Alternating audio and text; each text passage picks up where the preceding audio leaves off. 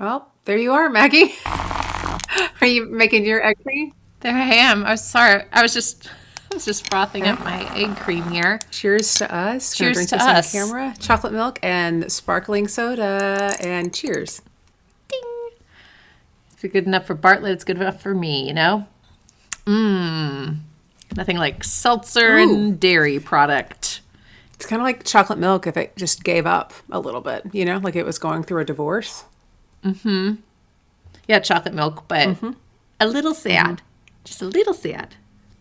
Yeah. I will continue drinking this throughout the podcast, so listen for my slurps because I am very thirsty. Can't wait to edit those despite out. This being just okay. Keep them in. They're piercing. The people want to hear. The people want to hear the slurps. I don't know how I feel about that. All right, well, maybe we should get right into the podcast. Maybe we should clap. 1, 2, 3. Hi, I'm Maggie. And I'm Amanda. And we're sisters in law. And we're watching the beloved political procedural, The West Wing. It's a show so nice, I've watched it twice. And a show so great, I'm watching it late. Thanks so much for tuning in. It's only show fans.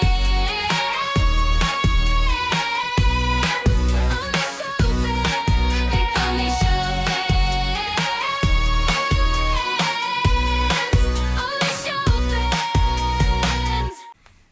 This is The West Wing, Season 2, Episodes 7 through 10. And I have a brief, Maggie, that I have written. I'm not going to try and improvise it on the spot.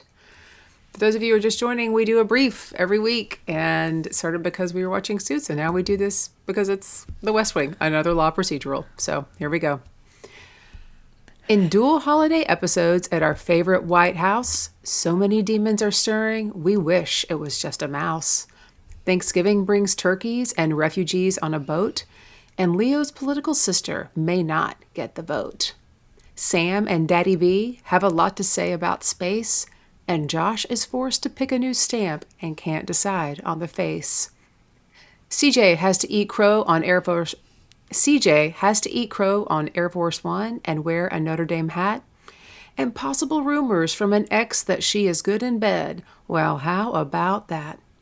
In an Emmy-worthy turn for Josh, it's anything but light. Merry Christmas to all. Let's hope he doesn't put up another fight. Brava. Incredible. Thank you. Thank you. I don't know if it's incredible, but it was written. So much happens in these episodes that I literally forgot about the entire space Mars landing. But that was kind of a big deal. Kind of a huge deal. It's kind of a huge deal. This was a lot. We packed a punch because the way that we're watching it, which is 4 episodes at a time, we happened to get Thanksgiving and Christmas in this cute little chunk of episodes. Yeah, I feel like sometimes the episodes are like, oh, they're pretty light, and this feels like it's setting up a lot. And there's a lot of things that I probably missed. And then in the next 4 episodes, I'm going to be like, oh, dang, I didn't even talk about that because I didn't even know it was going to be important. Well, the great news is we can always talk about it later. It's true. You can never stop talking about the West Wing. We can never. We might one day, but for now, we are in it. And before we get in, I do want to say thank you to all the new people who are following us and who are listening. And Maggie, ballpark, based on all the comments of the video you posted about Ainsley Hayes, how many people between Instagram and TikTok said they named their daughter after Ainsley? Oh, at least like 20 people, which made, first of all, 20, maybe 30. I mean, it was so many people. So many of you out there have named your daughter after Ainsley, and it's such a small population who has found this particular video too. So I'm so curious, like what the mass population of Ainsleys. We should go and look and see if that was like the most popular name then. It should be. I was, first of all, relieved that so many people liked Ainsley because I was a little nervous, as I said. You did ask me. You said, am I going to get eaten up by the internet? I was like, I'm about to get eaten alive because I'm sure she does something horrendous. And I have been sleeping well knowing that Ainsley is beloved by West Wing watchers and that people don't like Mandy, because that was also something I was like, am I a jerk for not liking Mandy? So I love that.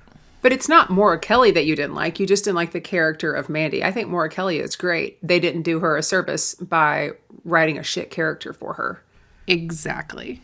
Oh, yeah, she's great. Oh, my gosh. Ainsley? I'm going to go look that up. How many people, like when did Ainsley really just surge?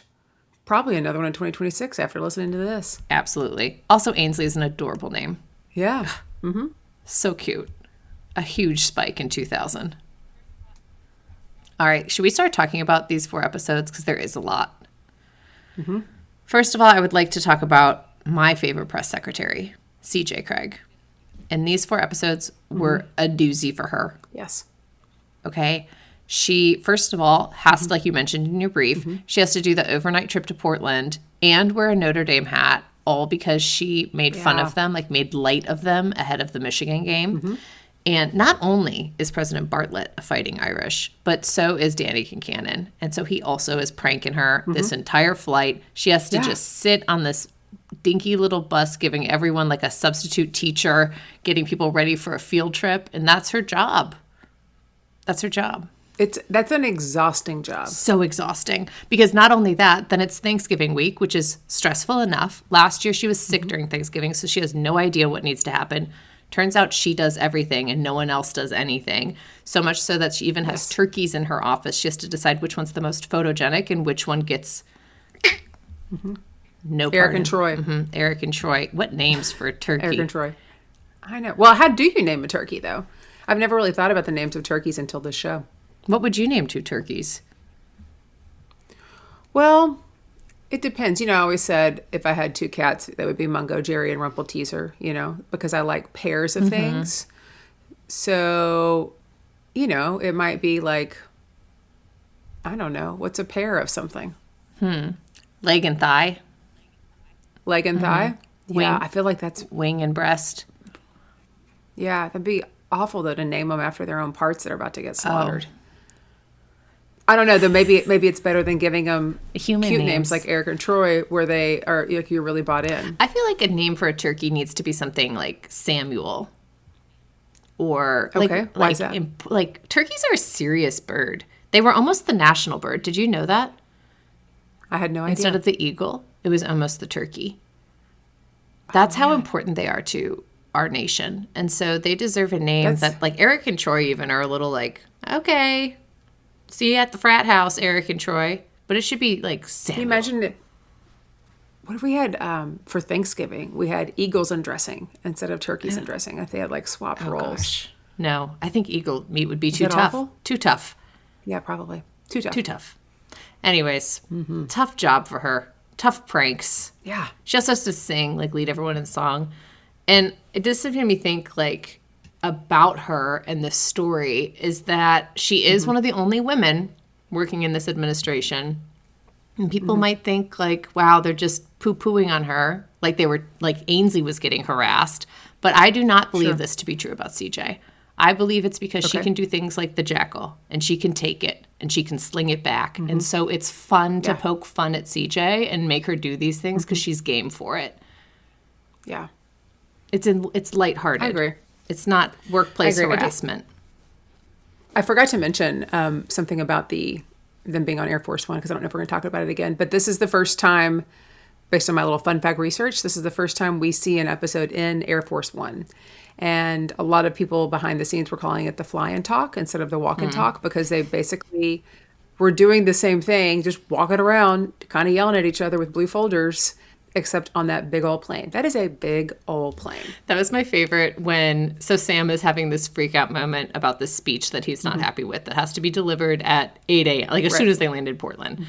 And Toby's like, well, we should just walk around about it. And he's like, we're on a plane. And it's like, well, yeah, shoot. Like that they're kind of self-aware about it, that they do a lot of walking and talking, but now they're stuck on this plane. It was great. Yeah. And all the calls going back and forth and how President Bartlett just loves being on the plane. He's so poetic about it. Oh, he's so what excited. A poet. Yeah, he loves it. He really is. For an economist, he's also a poet. And it's not the last time that we're going to see a scene on Air Force One. Just saying. Good. Just letting you know. All right. Okay? Not to ruin any of your predictions, but it does come back again. I'm going to edit my predictions right now. Okay. Something else besides flying, which I love, and besides CJ Craig, which I love, is that this takes place, one of these episodes is Thanksgiving. And you know Thanksgiving is one of my favorite holidays. It is. A holiday It's like you're obsessed just about with food. Thanksgiving. Just like, don't bring gifts. Just come eat a bunch of food. Bring a side dish. Bunch bunch of brown fruit. It's a lot of beige. So A lot of much beige food. at Thanksgiving. The best. So much beige The food. best food is beige food, though, honestly, in a lot of ways. Depo, Uh-huh. what's your favorite Thanksgiving food? That, like, I only eat at Thanksgiving? Or just your favorite food that, yeah, I mean, you can eat it at another time. I'm fine with that. Yeah, I think it would probably be stuffing, because I can't think of a time I eat stuffing or dressing. I don't eat that outside of Thanksgiving. Like mashed potatoes. I'll whip some mashed potatoes up tonight. Bring them on. I love me some mashed potatoes. Right. So I eat that more frequently, but I think that stuffing is like a Thanksgiving food that I don't eat outside of Thanksgiving. Yeah, we've spent a lot of Thanksgivings together. I think we eat dressing, though. Yeah, we eat dressing, but I'm using it interchangeably. Sure. You know, There's a distinction. I think people do. There is, because the stuffing actually is stuffed in the Inside of the bird. bird. Yeah. I'm a dressing But girl. when people say stuffing, when people say stuffing, they mean dressing. Who cooks it in the bird anymore? Some people do. Fancy people. Some people do. I think they People think you know? I think, yeah, some people on the internet that I know by proxy just because I follow them, you know, that kind of knowing of people. Do they know you? Are they going to be like, I don't know. Amanda Austin is following my Thanksgiving? I bet if I pulled all my friends, I could find somebody who actually stuffs it in the bird. They really just stuff it up in there. That feels so dangerous to me, like so like germy. Even though the bird obviously is cooked all the way. Yeah. I think we used to growing up have stuffing, but now as I've grown older. Yeah, we never did Never. stuffing. We've always done dressing. It's like the one thing my mom knows how to make. Sorry if you decided to start listening, Mom, but this is the one thing that you know how to make. This is it. It's good. She does a good job with it. She's got a good long recipe. Mhm. It's a good recipe. But I love this, and the fact that this episode is happening, and in it, two moments that really scream Thanksgiving to me. The first is President Bartlett has Charlie running around trying to get the perfect knife, but turns out he already has this perfect knife. It is a knife that's been handed down from generation to generation. It was made by Paul Revere, which kind of an important person in American history, President Bartlett, Yeah. and Yeah. he gives that. But his family is so important. And so it kind of makes sense that they have access to a Paul Revere knife. It is interesting that his family is so embedded in American history that he has a Paul Revere Thanksgiving knife. Yeah. And he has been voted president. I feel like that's not going to happen. You know, people are like, we need an outsider now. But back in 2000, people were like, give us the Bartletts. We got to have somebody somebody who has a Paul Revere knife is really what we're looking That's for. kind of like the prerequisite. Yeah. But he gives it to Charlie. I think it's so sweet that he's doing it. Yeah, I know that he gives it to Charlie. Charlie is being worn out by Daddy B to get this knife. I mean, he is trying everything and then finally discovers at the end, I mean, way to bury the lead that like this knife is handed down to Charlie, which is like, I was thinking about this when I was watching it, how Charlie's character literally came in for, is that rain? That's right. Wow. That Charlie's character literally came in for a messenger job. And now he is dating the president's daughter, being handed down a knife from him from Paul Revere. He is in every single room where it happens except for like the Situation Room. What a wild time for that character to sit back and be like, dang, how did I get here? You know? Yes. I have two things on Charlie, too. But first, do you think that he gave him the knife because he's his assistant and he's going above and beyond for the job, or because he sees him as a potential future son-in-law? I think it's a little bit of both. A little bit of both. That's a big gift to give to, like, the kid that is dating your daughter. Kind of a huge gift. It's kind of a huge gift. I would That's almost crazy. be like, if I was the FLOTUS, I'd be like, hey, dude, they're 20 years old. Yeah. Don't give him the Paul Revere knife. Let him ask for our daughter's hand in marriage and then give him the Paul Revere knife. That's an incredible gift. Rizzo is out healing people with surgery, you know, doing some pink lady dances. Like, she's out there doing a lot, and she's not even probably paying attention to this. She doesn't even know. On Thanksgiving, She she's has going to be no like, where's clue. Paul Revere's knife? Yeah. It's like, oh, gave it to Charlie. You what? Okay, well, move Okay, on to the whatever. next thing. I guess he's here at Thanksgiving with our family. Yeah. Charlie had such good advice twice in this episode. The first is on Air Force One when they're talking about the teacher shortage.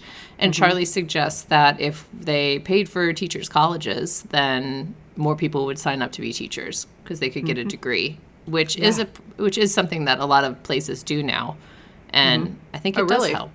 Yeah. I believe UNT does it in a partnership with Dallas ISD, or they were talking, it was in the works. So if you go to UNT for teaching, you can get your degree. And then how long do you have to be a teacher? I don't even know if there's a commitment afterwards, but There it's an has to be a education commitment. degree. Yeah. Yeah. Oh, goodness. Okay. Well, that's interesting. Yeah. I have to Well, look I'm into not- the deets. I'm not there Yeah, anymore. I'm not going back. So. Yeah, and I'm not going back to school for that. So, but I'm glad that they're doing that. Me too. Me too. Charlie foreshadowing 26 years before. Girl. He also had good Girl. advice on, when the president gets into a little hot water because he says he doesn't like green beans. And Charlie says, like, oh, don't bring the green beans. He doesn't like it. That's kind of, Charlie says, you know what, we can trust the American people that he just doesn't like green beans. We don't have to make a big deal about it to worry about losing Oregon bean farmers. Mm-hmm. But I think, I mean, they take that advice, and I think that I would like to believe that's true. I don't know if that is true about the American people. I think we like to see people eat beans if they've offended You us think? about beans. Yeah, we like people like eat crow, but we're like, nah, eat your beans. Eat them. Eat them. You said you don't like growing- green beans?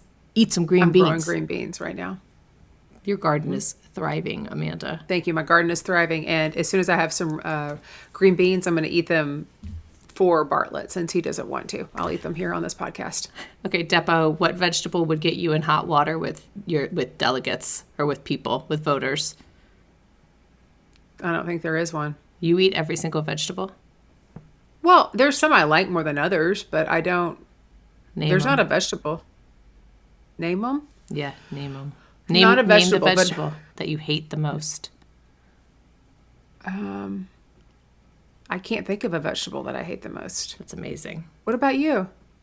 I'm really not a huge green bean fan, but I do eat green beans. I mean, again, I eat Okay. all of them, but I wouldn't be like, bring the green beans. Unless it's a Interesting. casserole at Thanksgiving. Yeah. No, I like green beans. Yeah. Yeah, there's not really a vegetable that I don't like. My okra is thriving. A lot of people don't like okra because of the slime on it. Gonna fry that up? I'm going to fry it, and I'm going to have so much okra that I'm going to have to like pickle and can it, I think. Because I don't, Ooh. yeah, I think I'm going to, I don't know if I'm going to pickle it and just do the kind where you like pickle it and you put it in the refrigerator for about a month and it's good. And then after that, you got to throw it out. Or if I can it, and then I've got okra for a year. I mean, realistically, you love okra so much, you're going through those cans in a month. I do. You're going to be sitting down, I am. watching West Wing, eating okra. Also, though, note to people that we know, too much okra can increase the likelihood of kidney stones. So if you are prone to kidney stones, you should not eat very much okra. Like a serving a week max. Did you learn this because people we know are prone to kidney stones? I learned it because earlier today, after I went out in my garden and found a watermelon and found a cantaloupe that had been hiding because they're vining so much I couldn't even see them, and I had to get in there because I had to do some self-pollinating today. Okay, I had to pollinate my watermelon and then pollinate my cantaloupe. Where you like take the male flower and then wipe it on the female flower because otherwise you'll lose them. So I was out there pollinating. Okay, it was supervised. It was consensual. Use it or lose okay? it. That's what I always say about self-pollination. You know? And then I saw this okra, and I'm like, I've got a real okra issue on my hands. Like I have really gone above and beyond. And so I started Googling like how to can it or whatever, and then like recipes. So I just went down an okra rabbit hole for 15 minutes, and it kept popping up over and over again. Also, if you take any kind of blood thinners for like heart things, like heart issues, then it can negate any of that. Dang. So basically, I'm going to have to give the okra away to most, and not within my family, except for me. I can have okra. I can have some okra. Yeah, you can have okra. Anywho, some fun bits there. Happy Thanksgiving. I know holidays can be a stressful time too, but I think that none was more stressful than this time for Leo, our dear friend, Chief of Staff. Yeah. Mm-hmm. Yeah, this is tough because he is like finally going through a divorce, which he's sort of been in denial this entire time. He's been living in a hotel, and he kind of keeps talking. You know, when he does see Mallory, we've seen in past episodes, he acts like they're maybe going to get back together. How's your mother? Like, she's not coming back. This is over. The papers have been sent, and they are like, we are donezo forever. His assistant, Margaret, is so worried. Get out of here. Get out of here. Get out of here. Get out of here. Get out of here, Leo. So she's worried he's going to start drinking again or start using his little pills again. Then his little sister or big sister, I don't know the relationship. I feel like it's got to be a little sister. I don't know. She's big in education. She's a superintendent. She gets recommended for a position in government. Toby really wants her because he wants to have the fight about school prayer. Big time. But turns out there's a picture of her like gleefully standing behind these kids getting handcuffed for praying. And Leo's like, what are you thinking? And she called the photographer to get the pic for publicity. What a bonehead. Yeah, that's a little much. That's awful. Yeah. That's like when people are in education for power and not the kids. Yeah, and I don't know if she was in it for power, but it kind of like that is a power move to try and do that. And she's also kind of shocked that like this was even a big deal. Like but she knew it was going to be a big deal because she called the reporter and she stirred up the drama. So I don't know. She's like, no press is bad press. And Leo's like, actually, this is very bad press. Take your name out of the drawing. Take your name out of it. Do not want that. Take it out. Get it out of here. Get it out of Get here. out of here. Get it out of here. Then he also has this issue with Josh, which is a big doozy of an issue. Yes. Because Josh, there's like a whole episode 10 is all a flashback where Josh is meeting with the PTSD people. It's not a flashback. I mean, half of the meeting is happening. The meeting and is it current. flashes back to 3 weeks prior when it's Christmas at the White House. He's meeting with the ATVA rep, the ATVA psychologist. And it's like basically everyone's worried about him because he's kind of been losing it. Like yelling at the president. He broke his hand, and he said he broke it like slamming a drink down, but he actually punched a glass window. He's can't be around music. He's just freaking out. He in the middle of a Yo-Yo Ma concert at the White House. He has a panic attack. So poor Josh Lyman is really catching up to him. He's going through it. It's also interesting that they kind of touched on it before this, like how they were all dealing with it. And remember that there were some news outlets who wanted to do interviews immediately after the shooting. And CJ wasn't ready and others weren't quite ready. So I'm glad that they brought it back up. I don't know if it's a fun fact or not. It's just a fact. This was a really big deal in 2000 because people really weren't talking about PTSD as much. And I think you had made in our notes, like this is pretty common now, but it wasn't then. And it got a lot of praise for the way that they dealt with it because they dealt with it in a way that it wasn't like back then when they had serious episodes for things. It would be like, now, in a very special episode this week, Josh deals with, remember they used to do that with a lot of like sitcoms and after school shows, and they dealt with it kind of head on. And Josh Lyman, Bradley Whitford, who we're waiting until he sets a date to come on the podcast, he received an Emmy that year. And they're saying it's largely because of the performance in this episode, because it was just so different than what he's had to do. So I thought that was interesting. Another fun fact about this episode, because remember, we're coming out of back in 2000, we still have the Hanging Chad situation, and we have the mess of the 2000 general election. So the Noel, this Christmas episode, was the only West Wing episode to air in December that year because they were supposed to have a couple of others, but they were still covering the election. And then they were also had Al Gore's concession speech. And so that happened on a Wednesday night too. And so the Noel had to basically carry the West Wing for the entire month of December because they weren't going to air anything else, because like there's Christmas specials and stuff like that right before the holidays, like whatever the network wants to run. So it was the only episode. I think it did its job because this is a highly talked about and acclaimed episode, which is interesting because in season 1 we had In Excelsis Deo, which was also the Christmas episode, and everybody talked about that. So it's like Sorkin does a great job in season 1, and then somebody's like, well, how are you going to top that? It's like, well, hold my eggnog, here we go. Hold my egg cream. Yeah, hold my egg cream. He comes up with Noel. So, I don't know. Interesting. Christmas is a great backdrop for these episodes because I think at Christmas, a lot of feelings do come up. So in season 1, Toby sees this veteran who reminds him of his own brother, right? No, it's just no. He sees this veteran who has his coat, and he's just so deeply touched by this. In real life, it was the writer's dad or something, whatever. Yeah. But so he has this deeply touching moment with the backdrop of Christmas when everyone is, even if you don't celebrate it, the season just has this joyous community. We do this every year, traditions, lights, all of it. And so that backdrop to deal with all your heavy emotions, I think really brings it to light. Yeah, for sure. For sure. Yeah. I did like that it was a Christmas episode. And I was like, oh, maybe this year their theme's going to be Melikaliki Laka. But instead it's Yo-Yo Maka. Yo-Yo Ma. Yo-Yo Maka. It was a big deal to have Yo-Yo Ma there. He was huge back then. Yeah, he was so huge. Also, fun fact, and you may know this, but I was this morning years old when I found out that Dule Hill, who plays Charlie Young, is an accomplished tap dancer. And big time, like, he's been tapping like his entire life. And he was in like Bringing the Noise, Bringing the Funk, all kinds of stuff. Like, he's great.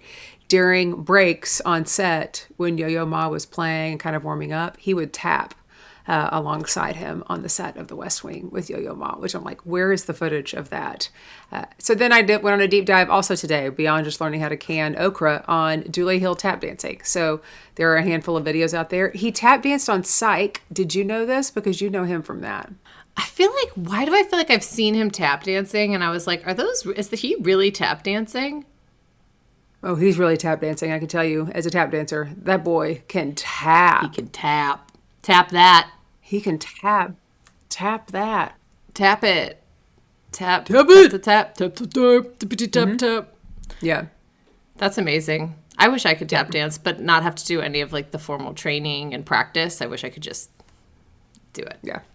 Let's A couple see. of other things. Yeah, just a couple other things from these 4 episodes. First of all, there's this, I did remember that there was this Mars thing happening because the president's going to give this live speech to children at all the elementary schools and answer questions. And CJ's like, don't answer all of them. Pass some of them off to the experts. But he knows all the answers because he is obsessed with space. President Bartlett is obsessed with so many things, and he is so good at knowing it all. He's such a nerd. He knows every fact that ever was, truly. It's like national parks, galaxies, outer space, all of it. All of it. Yeah, he knows so much stuff. And he kind of goes to town with that speech, and so does Sam. Right, because the NASA writer has written it, and Sam tries to get him to make some edits beforehand, and he's like, dude, we're both writers. And Sam's like, okay, well, not the same level.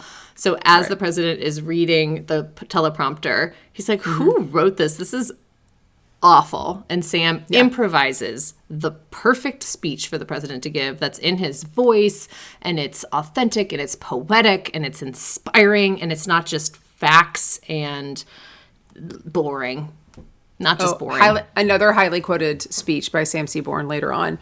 Writers, speech writers, everybody have talked about, like, this is like peak Sorkinism, that speech. Which it is. It's so eloquent.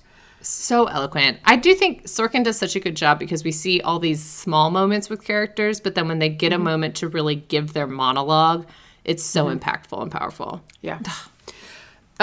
You know how CJ has the fishbowl in her office from the goldfish from Danny Kincannon? So that's our Easter egg. So during this episode, all of the rocks in CJ's fishbowl are red as a nod to Mars. So there are red rocks in there that are red. So, you know, we got to keep looking for those Easter eggs, Maggie. I mean, I know it's August, but we still got to look for the Easter eggs. I didn't even see the fish. They're like, I was distracted.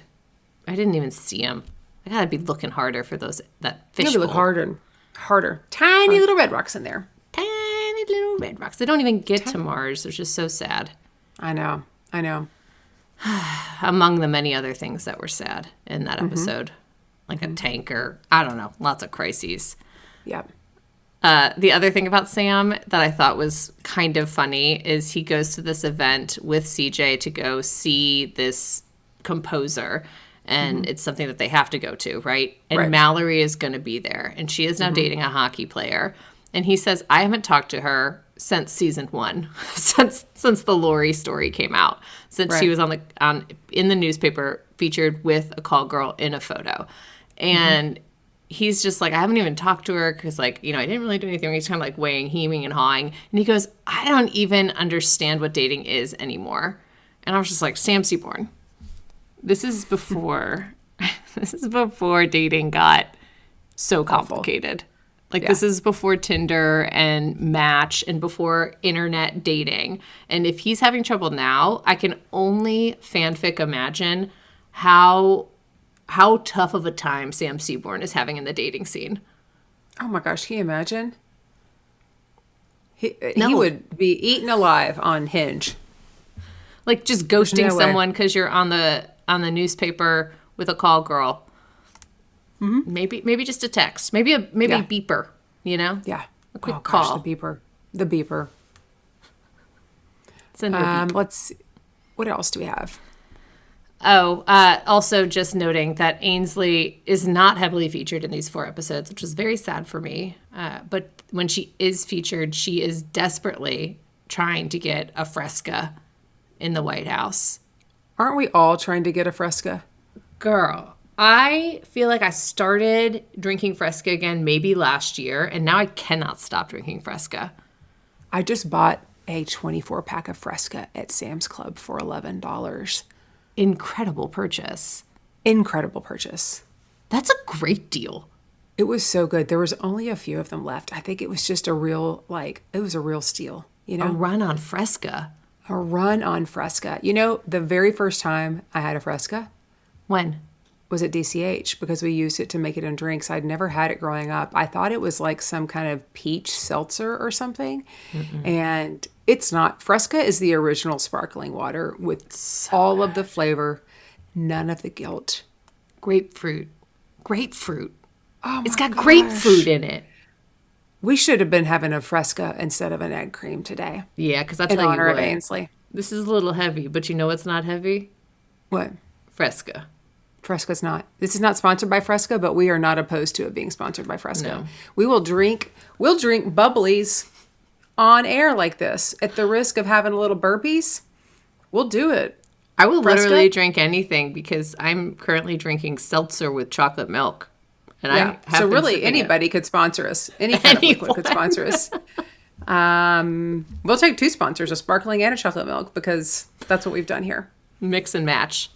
Yeah, I think Ainsley, it's another reason, is that she, what's great about her is she knows what she wants. She wants what she wants. She's not, scared to ask for it. I love her quirk of, are you going to eat that? Are you going to eat that? Did you bring your lunch? Can I eat it? She's like, I'm always hungry. I want that Fresca. These are my opinions. This is the music I listen to. And she's not bothered by other people, whether they like her or not, which I think is another interesting thing. Again, the internet loves Ainsley. They loved you talking about Ainsley.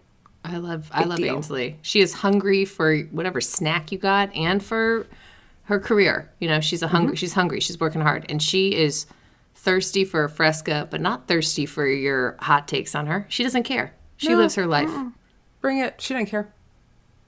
Those are all my hot thoughts, opinions, things that happened. I know, Amanda, I missed things in these 4 episodes. These were doozies, but They were, but it's how are we going to, we would spend 14 hours if we wanted to. And so we were just trying to hit what are the big ones? You know, right up here. I know. And I trust that if I miss something big, Sorkin will, The internet will tell us. slap me in the face with it, you know, and the internet will tell me. Yeah, usually Sorkin texts you, I think, when you miss something. So, Yeah, he's like, girl, why didn't you pick up on this subtle Yeah. thing? yeah, I'm saying girl a lot today. you are. Mm-hmm. It's the egg cream, I think. It's the egg cream. Yeah. I get It's it. really making me feel friendly. Is it making you feel so friendly that you'd be willing to hop on a ride and go on down to Prediction Town? Only if it's a girl trip. Girl trip. Let's walk. Yeah, let's do that. I was wearing high heels, so that's why. I like to be fancy. I wear my clogs, but Yeah. the rubber soled. Here we are. What a beautiful place. So beautiful. Okay, Charlie had a couple of really good takes in these episodes. I feel like he's coming off of this shooting and he's really finding himself in this role, and he's more of an advisor in a lot of ways than just an assistant. And because of this, I feel like he is gearing up to have a different place in this administration. Maybe down the line, maybe there's a second administration. I don't know what's coming, but I know this show goes for a long time. So I have a feeling we're going to see these folks for a long time. And I feel like he might step into a different role. Okay. maybe on staff in a different capacity. Okay. Sam and Mallory, seeing them together, I just feel like they're going to date again. They're going to find their way back to each other.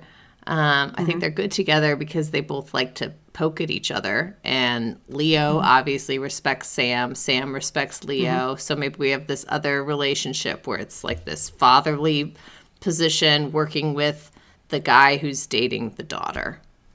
I don't know. I was glad to see her back, though. I like her. If nothing else, in Ainsley's time on the West Wing, I think that she will convince the White House to stock Fresca because she was on a mission when we saw her in these 4 episodes.